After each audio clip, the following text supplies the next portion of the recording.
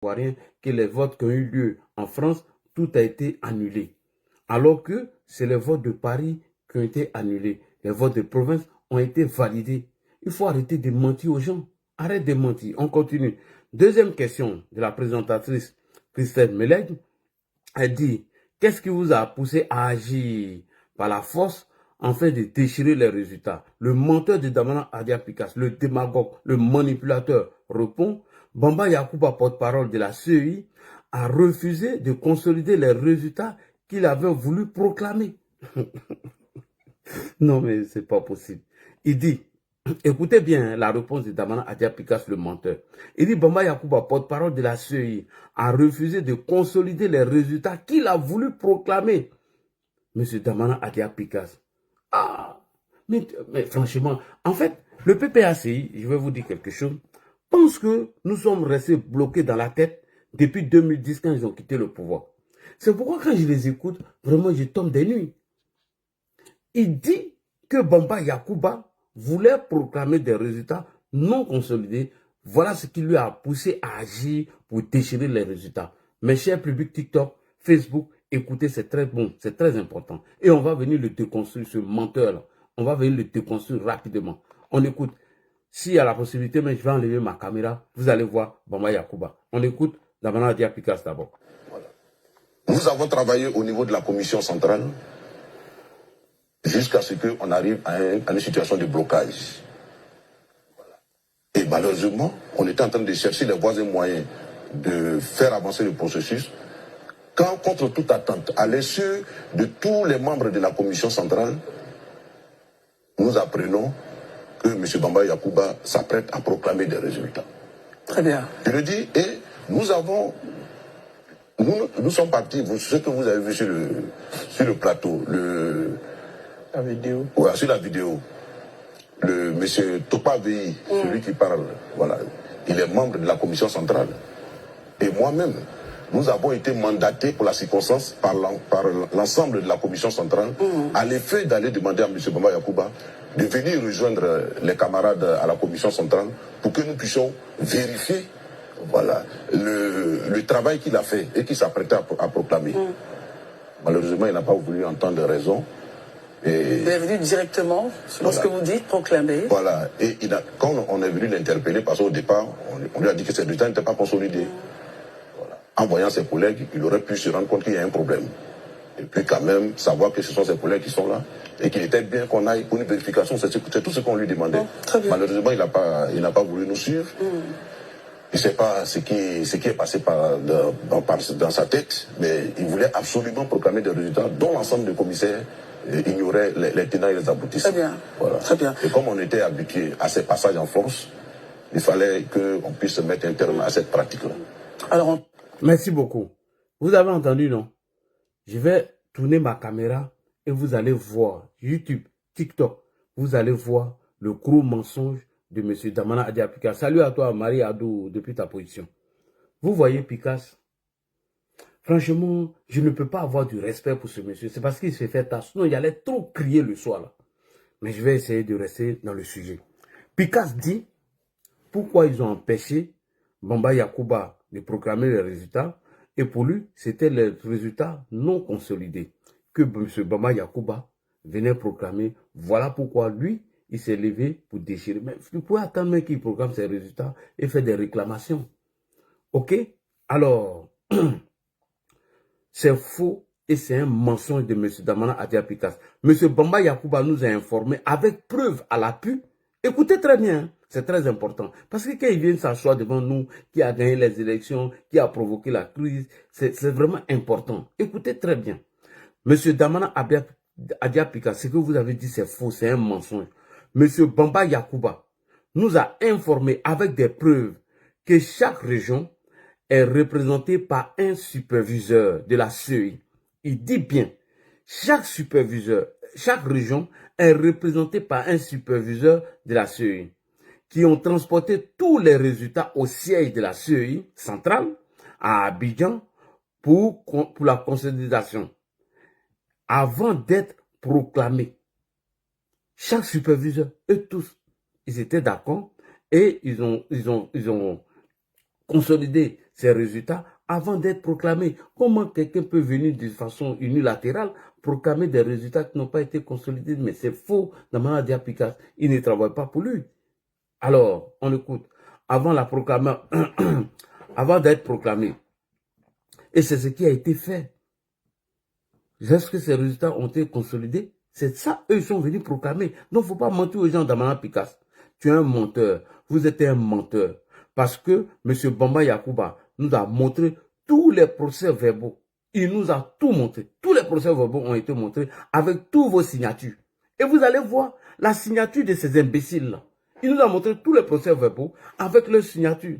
Bon, M. Bamba Yakuba, mon TikTok, mon YouTube et Facebook, il veut regarder. Chers frères et sœurs, quand ils mentent là, il faut mettre la vérité. C'est très important. Je vais tourner ma caméra. Vous allez voir que M. Bamba Yakuba est venu avec des preuves pour démontrer par A plus B que tous ces résultats qui venaient brandir ont été déjà consolidés et qu'il y avait même leur signature tout dessus. Lui ne faisait que proclamer les résultats. YouTube, pour vous, je vais tourner ma caméra. Vous allez voir.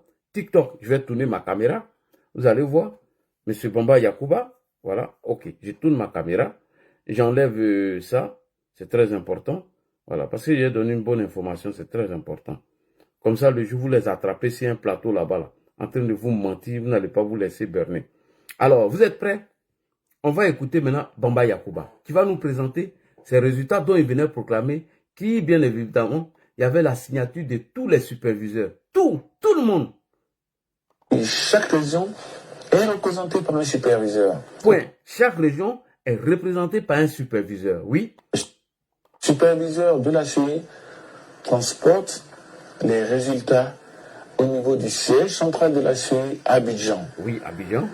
Pour procéder à donc son exposé et à la consolidation des résultats qui ont été annoncés dans sa région. Il s'agit donc de rentrer ces données dans un tableau Excel pour permettre de vérifier si les chiffres sont corrects. À cette phase, nous avons donc opté pour une séance de délibération de la commission centrale pour permettre de valider les résultats qui sont par la suite proclamés par le porte-parole sur les chaînes nationales. Donc, ici, nous avons le procès verbal des réunions. Vous voyez, non? Il va vous montrer tout, hein? Du 29, 30 et 1er décembre de la commission. Point. Procès verbal de la réunion de la commission électorale, de la commission centrale. Alors que Damana Picasse dit que Bamba Yakuba venait proclamer des résultats non consolidés. Vous voyez, tout est là. Procès verbal de la réunion de la commission centrale. Vous voyez, quand il ment là, j'ai mis point dessus. Picasse, tu es un menteur, tu es un manipulateur, tu es un démagogue. On continue. Centrale, qui indique bien que le travail est effectué et que les délibérations ont été faites en ce qui concerne le travail de consolidation des résultats, signé par le secrétaire permanent, M. Auguste Raymond. Point. Signé par le représentant, M. Auguste Raymond. Vous voyez, tout est là. Et c'est le PPACI de merde et de Damana Adia Picasse qui vont venir mentir aux Ivoiriens. Avec ça, là, vous voulez qu'on inscrive le nom de Laurent Gbagbo sur la liste électorale? Avec ça, vous ne voulez pas qu'on vienne débattre avec ces gens-là qui vont passer leur temps à manipuler les gens, à mentir? Damana Picasse veut venir s'asseoir sur l'ITV, mentir que ces résultats n'ont pas été consolidés. Pourquoi Bamba Yakuba venait les valider? Voilà, il vous sort le procès verbal et il vous montre qu'elle a été consolidée. Et voici la signature du représentant. On revient encore. Des résultats signés par le secrétaire permanent, M. Auguste Raymond. Vous voyez, et tout est là. Et à ces réunions, n'est-ce pas, ont participé l'ensemble des commissaires présents. Ont participé les commissaires présents. Puisque chacun venait respectivement de sa région. Le 30 novembre, tous les commissaires ont bel et bien vous voyez, non, le 30 novembre, à 9h, voilà. Signé la liste de présence. Eux tous. Le 1er décembre, tous les commissaires ont bel et bien signé la liste de présence. Des travaux qui ont été effectués, qui ont été donc sanctionnés par le procès verbal de réunion que je vous ai présenté tout à l'heure. Merci beaucoup. Merci beaucoup. Vous voyez, Damana Diapikas pense que 15 ans après, 10 ans après, lui peut venir nous mentir, dire pourquoi il a déchiré ses résultats parce qu'elle n'était pas consolidée. Et que Bamba Yakuba avait l'habitude de venir proclamer ces genres de résultats, raison pour laquelle lui, Picasse, il, bien évidemment, a décidé de prendre ses feuilles, d'aller déchirer. Voilà. Et c'est ça le PPACI. Toujours en train de mentir. Toujours en train de mentir. Ça dit que le mensonge est devenu légal au PPACI. Mais M. Damana Adia Picasse, vous êtes un menteur. Vous êtes un manipulateur. On ne peut pas venir s'asseoir sur Live TV, et si chose, comme on appelle Live TV, 15 ans après, et tronquer l'histoire de la Côte d'Ivoire, et tronquer même l'histoire ou le déroulement du scrutin d'octobre 2010. Mais c'est un mensonge. Vous voyez, quand vous mentez, c'est comme ça on vous attrape la main dans le sac. Que oui, Bamba Yakuba partait à la télé pour aller proclamer des résultats non consolidés. Voilà, moi ici membre de la commission centrale, de la CEI, voilà. Tous vos signatures sont là, vos présences, les procès-verbaux, tout est là. Rien n'est triché. Et ça, on prend ça pour manipuler des jeunes afin de les utiliser et les mettre dans les rues. Vous faites honte, M. Damana Adia Picasse. Il pisse vos têtes, il pisse la tête de Laurent Gbagbo. J'ai honte à votre place. Quelle honte. Ils n'ont même pas honte de mentir. Que des manipulateurs, des menteurs, des affabulateurs. Tous des menteurs. Et dans la prochaine vidéo de Damana Adia Picasse que je vais vous présenter tout à l'heure, répondant à une question du journaliste Élisée Blogbe sur le respect des lois, Damana Adia Picasse, le manipulateur, le menteur, répond: en même temps que j'ai déchiré les résultats, le processus de la fraude n'a pas été arrêté. C'est-à-dire que toujours c'est eux on vole. Il dit quand lui a déchiré les résultats, donc qui a créé beaucoup de crises, il dit le processus de fraude n'a pas été arrêté. Voilà des gens, c'est-à-dire avant d'affronter Oufoué, en 1990, Gbagbo savait déjà que Oufoué allait frauder ses élections.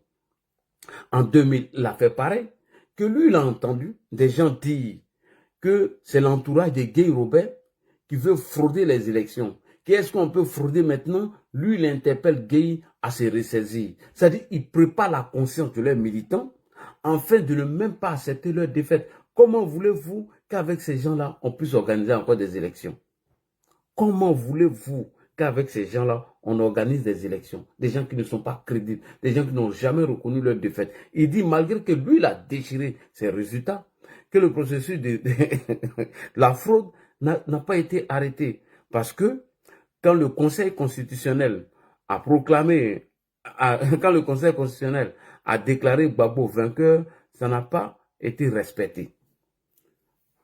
Damana Adia Picasse tous pour preuve, quand lui il a déchiré le papier, les gens n'ont pas arrêté le processus de fraude qu'ils avaient mis en marche. Et c'est pourquoi, quand le Conseil constitutionnel a proclamé Gbagbo vainqueur, ça n'a pas été respecté puisqu'on continuait de frauder. Puisque la fraude ne s'est pas arrêtée, elle a continué. Ok, donc on va écouter ici Damana Adia Picasse, c'est très important. On l'écoute encore une fois. Merci beaucoup. Faut te calmer, faut te calmer. On va aller tout doucement. Voilà, tu ne vas pas faire les jeux de mots avec moi ici. On écoute Damana Adia Picasse, c'est très important. Bien, on va prendre la parole à Élisée, je regarde le temps. Élisée, allez-y, question ou commentaire? D'accord, juste un petit commentaire avant la question. Je note avec tout le monde sur le plateau ici que M. Damana Picasse estime que ce qu'il a fait en 2010, à l'entendre dans ses propos, si ça devait être dans le même contexte, il referait la même chose. Parce qu'il n'y a aucun mea culpa, il n'y a aucun regret. Donc ça veut dire, si on était dans le même contexte, il referait la même chose. Je prends vraiment le monde à témoin sur la question. Mais je vais venir à ma question, sur la question même du respect de la loi. Monsieur Picasse, êtes-vous en train de nous dire que si un citoyen ordinaire estime quelque part que ces lois ne sont pas respectées, il peut s'arroger le droit de faire respecter ses droits par n'importe quel moyen? Est-ce que c'est ce que vous êtes en train de nous dire? Parce que je sais que dans un État, quand on estime que la loi n'a pas été en notre faveur, ou bien n'a pas été dite en notre faveur, il y a des moyens de recours. Est-ce que vous êtes en train de nous dire aujourd'hui que malgré que vous, étant très enclin à la démocratie, êtes en train de nous dire que dès l'instant que la loi, vous estimez, n'est pas en votre faveur, vous donnez tous les moyens de pouvoir, je vais dire, régler la situation selon votre comportement. Je veux bien qu'on se comprenne. Je vois ce que vous voulez dire. Je vois ce que vous voulez dire. Je prends l'exemple de l'espèce. Dans le cas d'espèce, la procédure a continué. Le recours a continué. Puisque après, l'affaire a été déférée devant le Conseil constitutionnel. Le Conseil constitutionnel ivoirien a rendu une décision, un arrêt, qui a déclaré Laurent Gbagbo vainqueur. Mais est-ce que cet arrêt a été respecté? Est-ce que cet arrêt a été respecté? L'arrêt qui déclare Laurent Gbagbo vainqueur du processus électoral, il n'a pas été respecté. Est-ce que vous comprenez? Merci beaucoup. Merci. Mais vous voyez, franchement, moi, aujourd'hui, là, dit t'es gentil. Hein. Aujourd'hui, je ne suis pas un peu énervé parce que Kokora vraiment a tellement tapé fort, lui et le maire d'ici, qu'il fait beaucoup de violence sur moi. C'est encore faux, monsieur Damana Adiapika. C'est un mensonge. C'est faux, ce que vous venez de dire. Et c'est un gros mensonge. C'est-à-dire qu'à chaque prise de parole, il faut qu'il sorte un mensonge. Ce sont des gens qui ne sont pas crédibles. Pourquoi monsieur Damana Adiapika, pourquoi vous ne rappelez pas aux Ivoiriens que lorsque le Conseil constitutionnel a proclamé Laurent Gbagbo vainqueur, c'est M. Gbagbo même qui s'est fait quand le Conseil constitutionnel a proclamé M. Laurent Gbagbo vainqueur, M. Gbagbo s'est fait investir par ce même Conseil constitutionnel. Et après l'investiture de M. Gbagbo par le Conseil constitutionnel, alors que la décision du Conseil constitutionnel est irrévocable, vous dites que c'est le Conseil constitutionnel qui a proclamé Gbagbo, puisque les fraudes continuaient. Il s'est fait investir par le même Conseil constitutionnel dont vous dites que le Conseil constitutionnel, lorsqu'il rend une décision, qu'elle est irrévocable. On est d'accord sur ce point. Ok. C'est M. Gbagbo lui-même qui a dédié le Conseil constitutionnel. C'est pas Ladji, c'est pas moi, ni Alassane Ouattara. Vous dites que le Conseil constitutionnel, quand il prend une décision, elle est susceptible de aucun recours. Mais c'est Gbagbo lui-même qui est venu dédier le Conseil constitutionnel en demandant qu'il soit formé un comité d'évaluation afin de statuer sur les résultats. Bon, Gbagbo, le Conseil constitutionnel te proclame vainqueur. Et maintenant, tu vas prêter serment. Tout. Quelques jours plus tard, le même Gbagbo, il vient dédier encore le Conseil constitutionnel en demandant qu'il soit formé un comité d'évaluation afin de statuer sur les résultats. C'est Gbagbo qui a appelé la France, les USA, la CEDEAO, l'Union africaine, l'Union européenne. C'est Gbagbo même qui est venu les rappeler, M. Picasse. Tu ne peux pas venir nous mentir. Quand tu dis que oui, la fraude a continué, malgré toi, tu as déchiré les feuilles et que le Conseil constitutionnel a proclamé quelqu'un vainqueur afin qu'on arrête tout. Alors que vous dites que la décision du Conseil constitutionnel est susceptible d'aucun recours. Mais Gbagbo lui-même vient de dire le Conseil constitutionnel. Il demande qu'on met en place un comité d'évaluation qui vont venir statuer sur le résultat du scrutin. Et c'est Gbagbo qui a appelé la France, la CEDEAO, les États-Unis, la Chine, la Russie. Il a appelé tout le monde, M. Damana Picasse. Même si on dit le mensonge est fort des pro-Gbagbo, quand même, il faut avoir pitié des gens qui t'écoutent. Tu es un menteur, Damana Picasse. Même si on dit le mensonge, c'est votre déjeuner. C'est pas tout le monde qui mange le mensonge par jour. Il faut arrêter ça. Alors, c'est que Gbagbo lui-même, c'est Gbagbo lui-même qui a commis l'erreur de dédier le Conseil constitutionnel. C'est pas nous. C'est Gbagbo même qui est venu à la télé. On dit, la décision du Conseil constitutionnel, elle est susceptible d'aucun recours.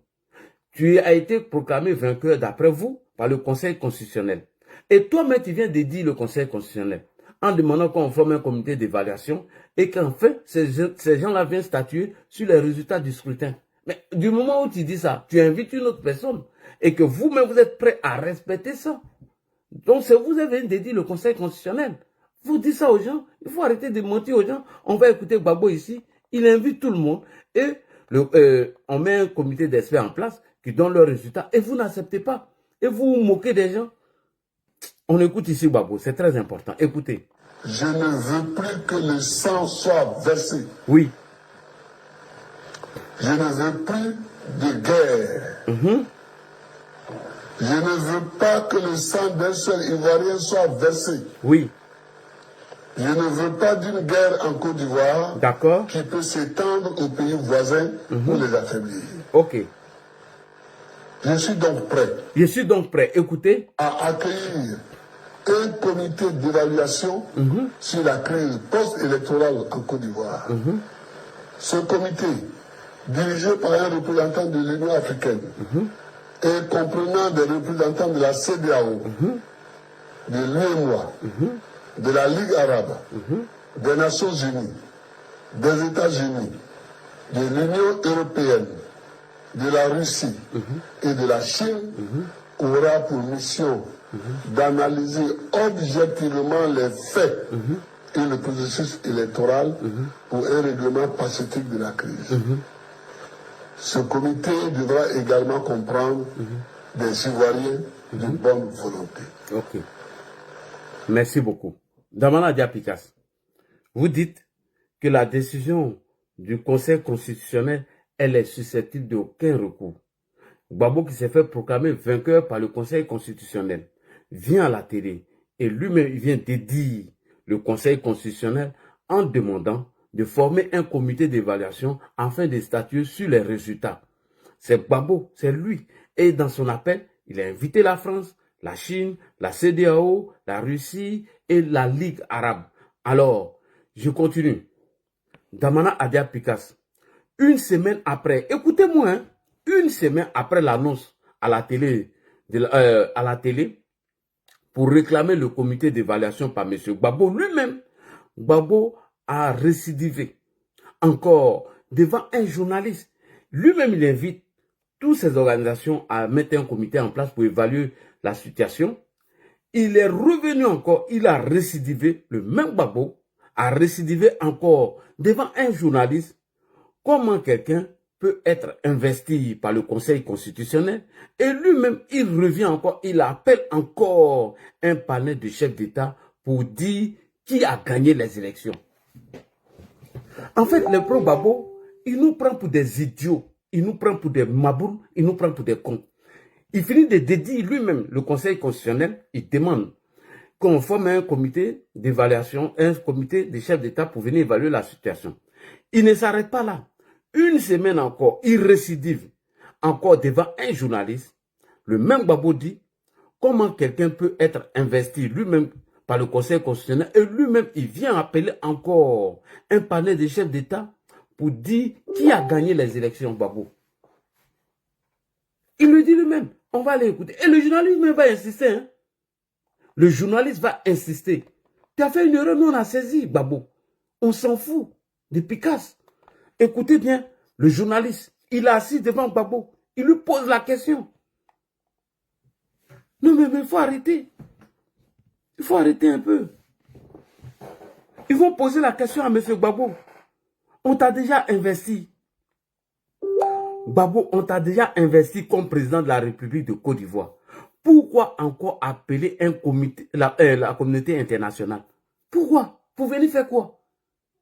Tu dis que tu as gagné les élections, le Conseil constitutionnel t'a investi, et que voilà, toi-même, le même Gbagbo, encore, tu viens de dire le Conseil constitutionnel.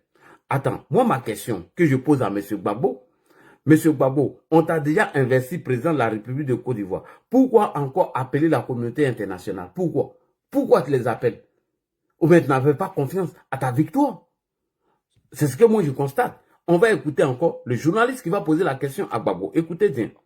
Excellence, dans votre adresse la semaine passée à la Nation, je pense que vous avez invité certains pays du monde entier, à savoir la Chine, les États-Unis, la Russie, l'Union européenne, pour venir en Côte d'Ivoire pour une enquête d'évaluation. Et est-ce que jusque-là, un pays a répondu à cet appel? Point. C'est Gbagbo même qui appelle la communauté internationale. Le journaliste lui pose la question. Depuis ton appel, est-ce qu'ils sont arrivés? Écoutez la réponse de Gbagbo. On écoute. Oui, je suis assez optimiste. Hein. Il y a certains qui ne vont pas peut-être accepter, mais il y a beaucoup d'autres qui vont accepter. Et donc, mais il faut qu'on recherche la vérité. Point. Gbagbo demande, il faut qu'on cherche la vérité. On recherche la vérité, hein? On y va. Parce que les gens s'excitent parce qu'ils ne veulent pas la vérité. Une fois qu'on sait la vérité, il n'y a plus de débat. C'est fini. Tu peux toujours dire j'aime Gbagbo ou bien je n'aime pas Gbagbo, ça c'est ton problème, c'est ton appréciation. Tu aimes Gbagbo, c'est ton appréciation. Tu n'aimes pas Gbagbo, c'est ton appréciation. Mais la vérité, les Ivoiriens ont été votés le 28 novembre pour le deuxième tour. Ils ont élu qui? Qui? Tu aimes Gbagbo, tu n'aimes pas Gbagbo, c'est ton appréciation. Tu aimes Alassane Ouattara, tu n'aimes pas Alassane Ouattara, c'est ton appréciation. Les Ivoiriens ont voté en novembre. Ils ont élu quelqu'un. C'est qui?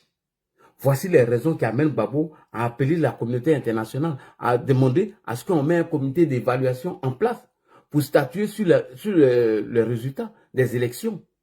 Merci beaucoup, Gbagbo. Continue, hein. Fasoulkou, Naloman, Akawa, Nadia Fungoulmina, il devient bête. Vas-y. Il recule encore un peu. Écoutez-le. C'est très important. Mais il faut qu'on recherche la vérité. Parce que les gens s'excitent parce qu'ils ne veulent pas la vérité. Oui. Une fois qu'on sait la vérité, il n'y a plus de débat.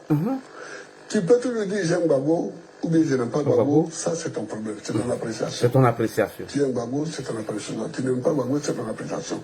Mais la vérité, les Ivoiriens ont été votés le 28 novembre pour le deuxième tour. Ils ont élu qui? Question. C'est ça qui est le fond de la question.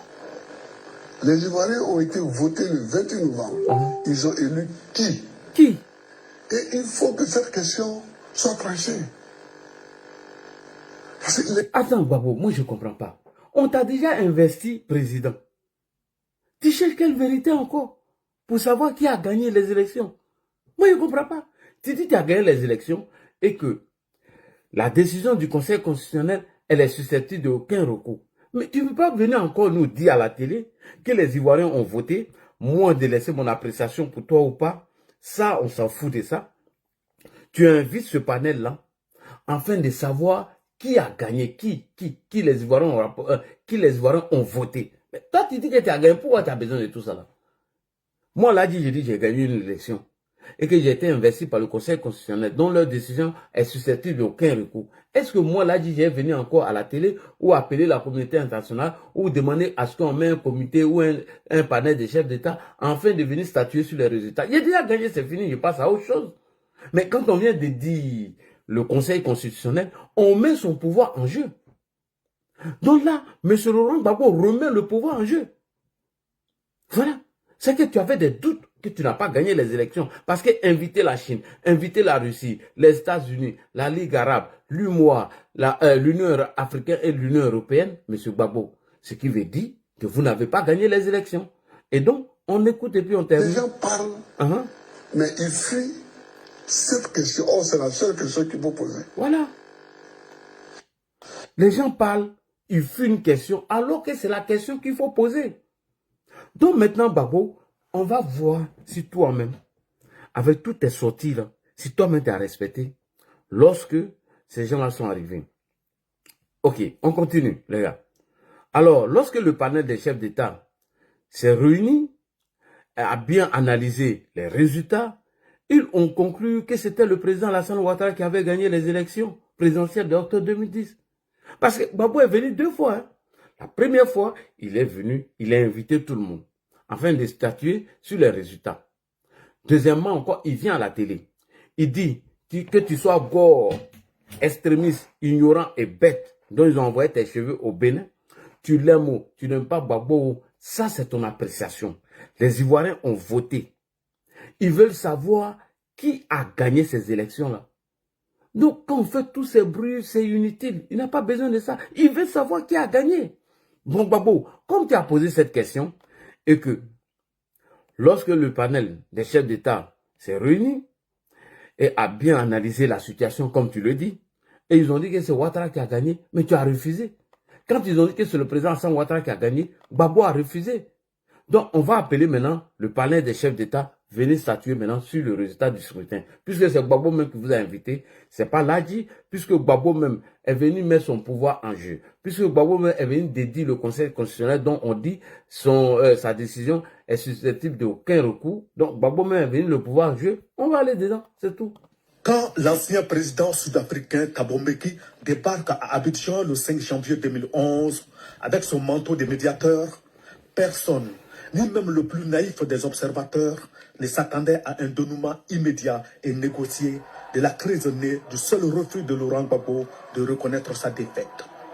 De Thabo Mbeki à la 265e session du Conseil de paix et de sécurité de l'UA, que de conciliabules, que de réunions, que de forats sur le conflit post-électoral en Côte d'Ivoire. On est parti d'abord par cercle concentrique avec la communauté économique des États de l'Afrique de l'Ouest, qui a dépêché Olusegun Obasanjo du Nigeria. Ni le charisme, ni le tact diplomatique de l'ancien président du Nigeria n'auront réussi à faire entendre raison à Laurent Gbagbo. Loin de se décourager, la CEDEAO envoie une autre délégation composée de 4 chefs d'État en exercice. Ces derniers firent 2 fois le déplacement à Abidjan. 2 fois, ils buteront sur l'entêtement de l'ancien président à confisquer les résultats sortis des urnes. L'Union africaine s'est saisie alors du dossier ivoirien en dépêchant à Abidjan son président de la commission. Même démarche, même résultat, le refus obstiné de Laurent Gbagbo de reconnaître sa défaite. La CEDEAO tape alors du poing sur la table et menace d'envoyer des troupes pour le déloger. L'UA revient à la charge pour calmer le jeu en envoyant un médiateur en la personne du Premier ministre kenyan. Il ne connaîtra pas, lui non plus, de succès. L'UA, loin de vouloir jeter l'éponge, crée un haut panel composé de 5 chefs d'État. Ces derniers apprendront à leurs dépens que Laurent Gbagbo n'est pas fait pour admettre une défaite, surtout pas électorale. L'UA convoque le 10 mars dernier les protagonistes de la crise à son siège. Des 2 principaux concernés, seul Alassane Ouattara fera le déplacement de la capitale éthiopienne.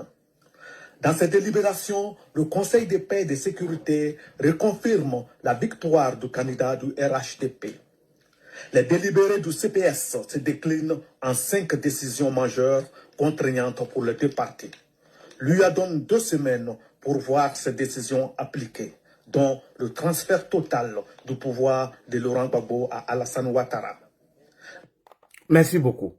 Et vous voyez, c'est Gbagbo même qui a mis son pouvoir en jeu en venant à la télé pour une première fois. Il invite la Ligue arabe et tout le monde afin de venir statuer sur les résultats du scrutin. Mieux, il ne s'arrête pas là. Il récidive encore. Il vient devant un journaliste, le journaliste lui pose la question. Mais pourquoi tu as invité ces gens-là? Est-ce qu'ils sont déjà venus? Il dit non. Lui, jusqu'à l'heure-là, il les attend. Il veut qu'ils viennent. Parce que les Ivoiriens ont voté quelqu'un en novembre. Ils veulent savoir qui a vraiment gagné les élections. Donc c'est pourquoi lui, il a invité ces chefs d'État-là de venir statuer sur le problème. Donc ceux-là, ils arrivent maintenant. Ils vont analyser les faits des élections. Ils regardent tout et ils voient maintenant que Gbagbo n'a pas gagné. Mais ce Gbagbo, maintenant, pour ne pas quitter le pouvoir, il dit non, ils n'ont qu'à venir, on va recompter les voix. Alors que ça n'existe pas dans le code électoral en Côte d'Ivoire, à son article 64. Si tu estimes qu'il y a eu des fraudes qui t'ont volé des voix, on annule le scrutin simplement, on reprend à 0. C'est ce que dit le code électoral à son article 64, si je ne me trompe pas. Donc, M. Gbagbo, devant tous les followers, devant tous les 100 et quelques personnes qui sont sur mon YouTube, sans oublier mes connectés de Facebook et TikTok, on est près de 1100 et quelques personnes en ce moment, viennent d'écouter vos propos, vous êtes un menteur. Donc, ceux-là maintenant sont venus évaluer la situation. Gbagbo s'est braqué, il a refusé de reconnaître la victoire du docteur Alassane Ouattara. Ça, c'est des malhonnêtes. Ça, c'est méchant de votre part. Pourquoi voulez-vous créer des crises là où il n'y a pas de crise? Pourquoi? Pourquoi? Non, mais c'est déplorable. Et c'est méchant de votre part. Plus loin dans l'émission d'Amana Adia Pikas, le manipulateur, Pikas le menteur, Pikas le propagandiste, le démagogue, le vaurien, le voyou, il dit que, le même Damana Adia Pikas, il dit que Gbagbo, étant ancien président de la République, n'avait pas le droit d'être jugé par un tribunal civil. Voici encore un mensonge de Damana Adia Pikas. Il dit que Gbagbo, étant un ancien président, n'avait pas le droit d'être jugé par un tribunal civil. Mais pourquoi vous la même... Non mais cela, vraiment, heureusement que ceux-là, ils ont eu le pouvoir avant le président Alassane Ouattara. Dieu merci. Donc, on peut leur répondre. Il dit que Gbagbo Laurent, étant ancien président de la République de Côte d'Ivoire, on n'avait pas à le juger devant un tribunal civil. On va écouter Damana Dia Picasse et on va le déconstruire parce que c'est un menteur, c'est un manipulateur. On écoute ici Picasse. Et c'est ce qu'ils disent dans tous les agora, hein, que c'est un tribunal spécial qui devait juger Gbagbo. Ils ne savent même pas où ils ont vu ça. C'est ce qu'ils disent toujours dans les agora, en train de mentir aux gens, en train de mentir à leurs militants. Ils passent le temps à mentir seulement. On y va. Quand vous avez réalisé, question. Alors, dans le cadre donc du respect de la loi, vous le disiez, et nous en sommes très heureux en tant que membre moi-même de la société civile, parce que effectivement, la loi, elle est l'instrument qui devrait naturellement caractériser le fonctionnement d'une république. Cela dit, vous n'ignorez pas non plus que le président Laurent Gbagbo a été frappé par justement une décision de justice au niveau national qui l'empêche donc d'être éligible en Côte d'Ivoire. À votre humble avis et avec toutes les démarches que vous avez entreprises, jusqu'à ce jour, son nom n'a pas été encore inscrit sur la liste électorale. Au cas où véritablement et à la fin du processus, du contentieux qui a cours en ce moment, si son nom n'est pas sur la liste, que ferez-vous? D'abord, vous parlez du président Laurent Gbagbo qui a été frappé par une décision de justice. Et vous avez longuement parlé du respect de la loi. Bien sûr. Je voulais vous prendre au mot. D'accord. Est-ce que dans le cadre du processus, de la procédure judiciaire, à la suite de laquelle le président Laurent Gbagbo a été condamné, est-ce que dans ce cadre, la loi a été respectée? Est-ce que le président Laurent Gbagbo, ancien chef d'État, qui n'a pas le droit d'être jugé devant une compétence et devant une juridiction ordinaire, ce qui a été le cas, est-ce que la loi a été respectée? Selon les juges, en tout cas, ils ont estimé avoir dit le droit. Non, malheureusement. Vous dites non. Non, parce que le président Laurent Gbagbo a un statut bien précis en Côte d'Ivoire. Voilà, il est ancien chef d'État et on ne le juge pas devant n'importe quel tribunal. Oui, il n'y a pas de problème. On le juge devant une instance spécialement constituée, la haute cour. Elle n'était pas encore en place. Elle n'a pas été mise en place. Mais qui a dit ça, Picasse? On a envoyé Laurent Gbagbo devant une juridiction ordinaire. Si on respectait la loi, le juge devant lequel l'affaire a été déférée aurait dû se déclarer incompétent au regard de la loi. Mais ils ont jugé Laurent Gbagbo. Il a jugé Laurent Gbagbo. Mais à partir du moment où la loi est violée, cher ami, que voulez-vous que nous respectons une loi qui est fondée sur une violation de la loi? Très bien. Élisée, question. Non, mais ce monsieur, mais il ne sait même pas où regarde son code pénal et tout. Mais Damana Picasse, attends, je tombe des nuits. Il dit Gbagbo, en tant qu'ancien président, ne devait pas être jugé par un tribunal civil ordinaire. On continue. Damana Dia Picasse, le mythomane, le propagandiste, qui veut instrumentaliser la jeunesse à travers ses mensonges. Damana Picasse, nul n'a le droit d'ignorer la loi, M. Picasse. Nul n'a le droit d'ignorer la loi. La loi, c'est la loi. Les lois que nous nous sommes données librement, on doit les respecter. Les lois que nous nous sommes données librement, on doit les respecter. Les Ivoiriens disent, Damana Dia Picasse, tu vas me tuer. Damana Picasse, le menteur. Les lois ivoiriennes disent, tout citoyen, même si c'est un ancien président, je répète, nos lois, les lois ivoiriennes disent, ce que toi tu dis est archi faux. Les lois ivoiriennes disent, tout citoyen, même si l'ancien président de la République, qui seront coupables des troubles durant les élections présidentielles. Écoutez bien, je parle français. Les lois ivoiriennes disent, tout citoyen, sans exception, qu'on s'en fout de Gbagbo, tout citoyen, Gbagbo était un citoyen ivoirien, même si l'ancien président de la République, qui seront coupables des troubles durant les élections présidentielles, est considéré comme un citoyen ordinaire. Va regarder dans tes trucs là, comment on appelle, dans tes codes de procédure. Les lois ivoiriennes disent, tout citoyen, même si l'ancien président, qui seront coupables des troubles durant les élections présidentielles, est considéré comme un citoyen ordinaire et il serait jugé par un tribunal ordinaire. Il serait jugé par un tribunal civil. Pourquoi Damana Bikas vient mentir devant les gens? C'est que tellement il veut instrumentaliser la jeunesse, tellement il a la haine pour Alassane Ouattara, donc il fait venir s'asseoir sur Live TV et mentir aux Ivoiriens. Et ils veulent